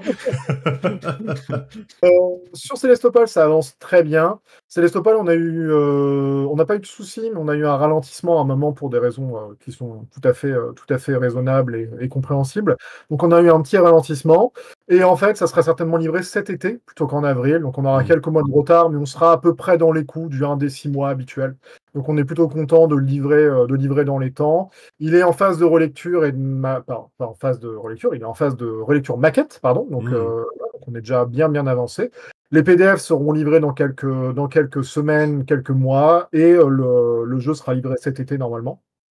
Donc ça, sur le Célestopol, il n'y a pas de souci. Ça a été vraiment un plaisir de travailler avec Emmanuel Chastelière, Julien Arnaud et Frédéric Meurin. Frédéric qui a piloté la gamme d'une main de maître, connaît très très bien son travail.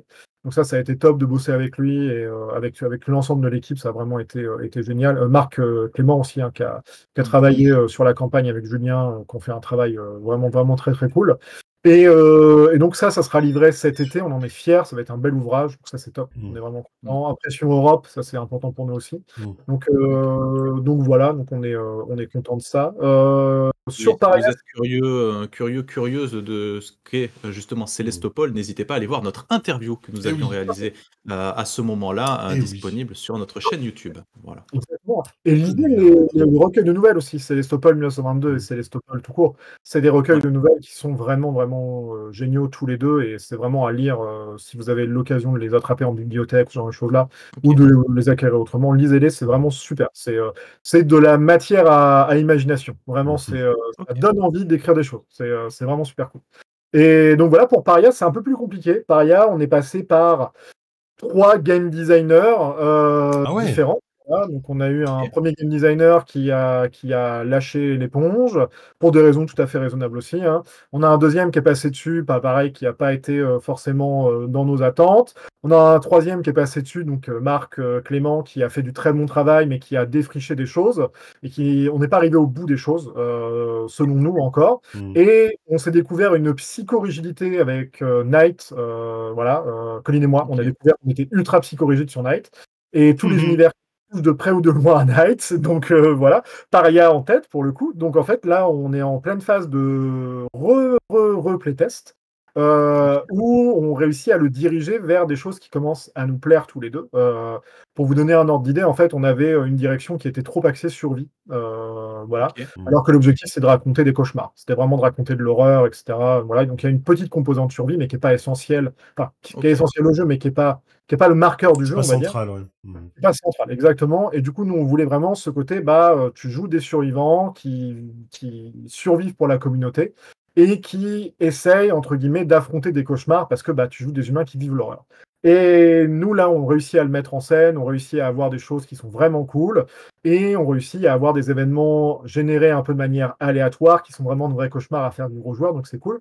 Et aussi un système qu'on a beaucoup allégé, pour le coup, voilà, qu'on a vraiment simplifié, et qui devient vraiment agréable à jouer aussi, qui ne devient pas une usine à gaz, comme ça pouvait être au début, lors de la toute première itération. Ce qui fait qu'on va avoir du retard, mais ça, c'est pas grave, on va communiquer dessus, voilà. De toute façon, moi, je dirais toujours sur Night, hein, je préfère avoir du retard et que les joueurs aient quelque chose que j'estime de qualité. Voilà, fini, terminé, voilà, relu. Mais comme je le veux, même si c'est pas forcément bien, au moins je saurais que moi, je peux dire, ça, c'est ce que je veux et c'est ce que je voulais faire, et voilà. Raté, tant pis, mais au moins c'est ce que je voulais avoir, que d'avoir quelque chose et de le sortir juste pour respecter des dates, Oui, puis je pense que les gens sont suffisamment intelligents pour comprendre les choses à partir du moment où un studio de création, ou en tout cas une maison d'édition, prend la peine de communiquer correctement autour, en fait. C'est sûr que quand on laisse les gens sans nouvelles de rien du tout, les gens se font des films, partent dans des délires un peu, voilà, et montrent des signes d'impatience. À tort ou à raison, ça c'est un point de vue, mais voilà, je pense que quand c'est bien communiqué, quand on explique les choses, les gens peuvent le comprendre. On est dans de la création, c'est pas juste un projet traduit où on a juste bêtement à changer le texte, donc c'est normal que ça prenne plus de temps, quoi. Ouais, complètement. Puis il y a cette malédiction qui est une fausse malédiction, entre guillemets, mais qui est la malédiction du aussi bien. C'est-à-dire que on voit que Night plaît à beaucoup de gens, que la communauté est une communauté qui est très active, qu'on a vendu beaucoup d'exemplaires, que le jeu a reçu un très bon accueil, qu'on a encore des gens en salon qui. Voilà. Des prix, il y a énormément de trucs communautaires autour, que les gens ils créent du contenu autour, etc. Exactement. Du coup, ça met une barre un peu haute, c'est ça? C'est ça. Et du coup, on se dit avec Colin, on veut au moins faire aussi bien. Et du coup, c'est quand même c'est une espèce de limite.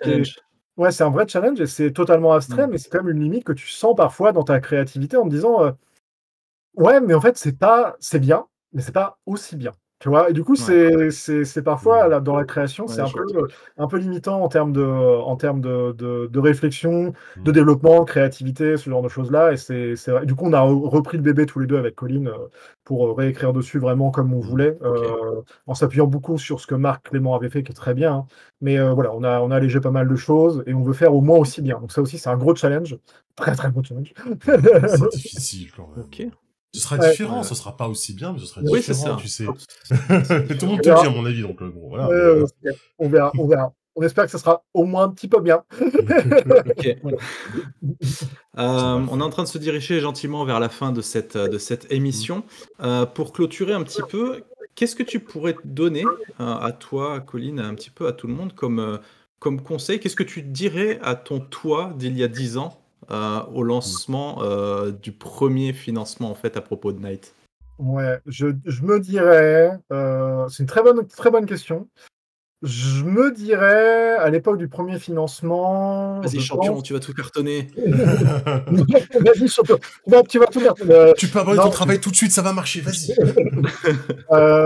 Je me dirais de pas nous limiter dessus. En fait, avec Colin, tous les deux, on s'est limité sur Night en se disant on en écrivait trop, on en faisait trop, etc.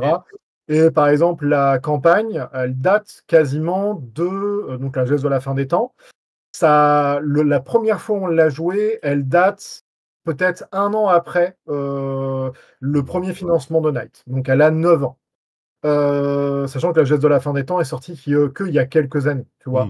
Donc c'est des choses, on se dit, on s'est volontairement limité, on a volontairement levé le pied sur des choses en se disant, bah, ça reste un petit jeu et on va pas trop écrire de choses dessus et tout. Et moi, je nous dirais, en fait, allons-y. En fait, globalement, arrêtons de perdre du temps et allons-y. Vas-y, c'est ce que je me dirais pour le coup.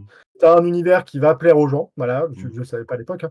En tout cas, à une certaine population de joueurs, etc., et ce qui est très très cool, et de joueurs et de joueuses d'ailleurs. Et du coup, bah, vas-y, let's go, lance-toi dedans à fond et fais-le en fait. Et le regret, c'est d'avoir pris trop de temps sur certaines choses. Vraiment de se dire, bah, voilà, d'avoir mis 5 ans ou 6 ans après la sortie du jeu à avoir écrit la campagne. C'est quand même un petit peu, ça commence à faire long, tu vois. Donc on s'est dit, je me dis, bah des fois, en fait, on aurait dû faire les choses plus vite et puis peut-être plus régulière, hein, c'est ça, ouais. Ouais, plus régulière. Et puis le vrai truc, c'est à l'époque, on avait rejoint Origin. On avait déjà l'idée, on avait quoi, 30 ans du coup avec Colin. Moi, j'avais 30 ans du coup. Et bah, j'avais dit à Colin, en fait, on va monter notre boîte d'édition nous-mêmes en fait. Et en fait, on a hésité, on avait eu peur et on s'est dit, bah en fait, ce qui est tout à fait normal. Et on va se dire, on va rejoindre une maison d'édition. On va plutôt faire. En fait, je nous dirais, vas-y frérot, fais-le toi-même. Vraiment, faites-le vous-même. Vous n'allez pas avoir toutes les emmerdes que vous avez eues, voilà, ce genre de choses-là. Faites-le de votre côté, en fait. C'est ce que je me dirais, peut-être, ouais, tout à fait. Ok. Des petits actus pour vous, donc salon, parce que là, l'interview devrait sortir très vite, donc salon peut-être, il y a des choses qu'on n'a pas mis en avant, que tu voudrais mettre en avant aussi de ton côté avant qu'on clôt, même si on se revoit dans 2 semaines, on pourra faire une interview, mais si jamais t'as des petits trucs à dire sur tes stands, qu'est-ce que tu pourras trouver? Rapidement, ouais, je vais pas vous embêter plus longtemps, mais rapidement, on a 2 salons, donc on a Trolls et légendes qui vont avoir lieu le week-end du 18, 19 ou 19-20, je sais plus, enfin bref, en avril, qui arrive. Ensuite, on a Kaisersberg tout début mai, voilà, où on sera présent. Savoir qu'on va présenter un de nos prochains jeux qui sortira en 2026 qui s'appelle Empire. Empire, c'est une uchronie, dystopie napoléonienne, dans lequel on joue des bourdons de Vidocq. Voilà, donc on joue des membres de la brigade de sûreté de Vidocq, à une époque où Napoléon n'a pas perdu la bataille, la fameuse bataille. Et du coup, on joue dans un univers très axé secret, etc., avec un système qui est vraiment génial. Donc ça, c'est vraiment très cool. C'est un super beau jeu. On est content du steampunk victorien, mais français. C'est un peu ça, non? Ou je me rends pas compte. C'est pré-victorien, puisque c'est vraiment à l'époque de Napoléon. Donc c'est plus dans l'ambiance Vidocq. Il faut regarder les films Vidocq, enfin le film Vidocq, ce genre de choses-là. Faut pas hésiter à regarder. C'est vraiment cette époque un peu particulière, avec évidemment du surnaturel dedans, parce qu'on aime bien. Voilà, puis découvrir un peu toute cette création de la brigade de sûreté, ce qui est quand même la vraie première police criminelle du monde, a été inventée par le jeune François de Vidocq, donc c'est super intéressant de découvrir ça aussi. Donc c'est un jeu, on a en test des parties, et ça sera un jeu avec une campagne directement, donc il y aura une grosse campagne avec le jeu pour faire jouer les joueurs, donc ça on voulait vraiment avoir les 2 œuvres en même temps. Et on a une nouvelle qui est tombée il y a peu de temps, qu'on nous on sait, mais qu'on dévoile en interview pour les gens qui écoutent les interviews. On va éditer la 2e version de Star Trek, donc le fameux jeu de rôle. Voilà. Yes. Voilà. Purée, non, c'est vrai. C'est pour ça qu'il y avait le message avec Fred Meurin sur Modiphius et la Paramount. Oui, c'est ça, exactement. Donc, tu vas faire un content là. Je suis content. Donc on travaille avec Modiphius justement et Paramount sur le projet. On édite l'ouvrage, on va faire une précommande participative. Donc c'est vraiment une préco par contre. Ce ne sera pas un financement, ce sera une vraie précommande. L'ouvrage va commence à être traduit ce mois-ci. Et donc devrait être livré quelques mois après, parce qu'on a des traducteurs qui ont déjà travaillé sur la première édition, donc c'est plutôt vraiment rassurant pour le coup pour nous. Donc ça, c'est vraiment bien. Frédéric, du coup, va piloter évidemment le projet s'il veut bien, mais normalement il est OK. On devrait pouvoir l'avoir pour une nouvelle interview alors. C'est ça.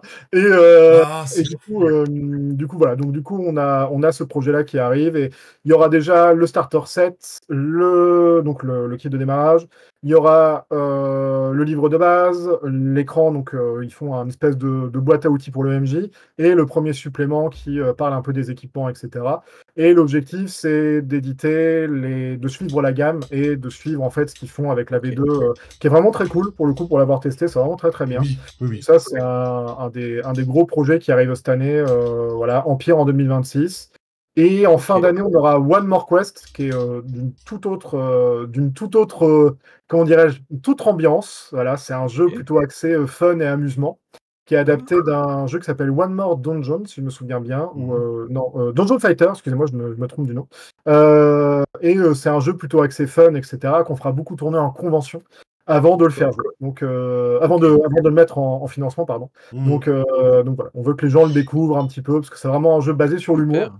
Donc voilà. Donc on a beaucoup de petites choses qui vont arriver cette année, et voilà. Et le Patreon, évidemment, de Night Spectre.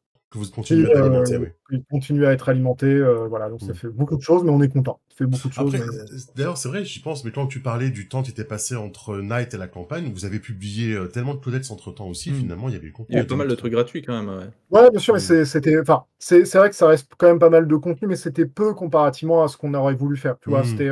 On était, puis en plus, on avait des situations à l'époque qui étaient beaucoup plus confortables que maintenant. Maintenant, là, avec Colin, on est à fond sur la boîte, donc voilà, on fait des journées de taré. Mais voilà, c'est beaucoup moins confortable. À l'époque, on avait beaucoup plus le temps d'écrire, paradoxalement, que maintenant. Donc, voilà, donc on se dit, peut-être qu'à l'époque, on aurait dû sortir plus de choses, mais voilà, c'est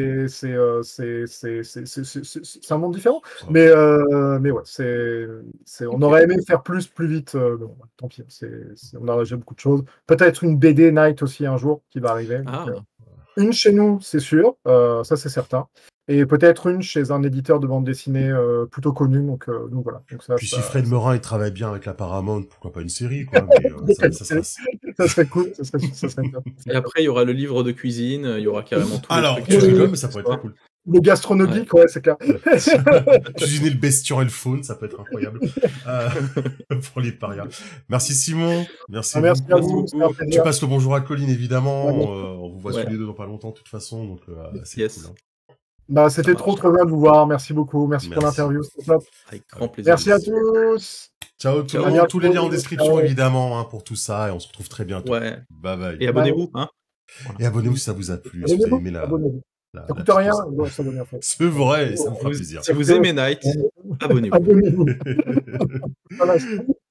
Ciao.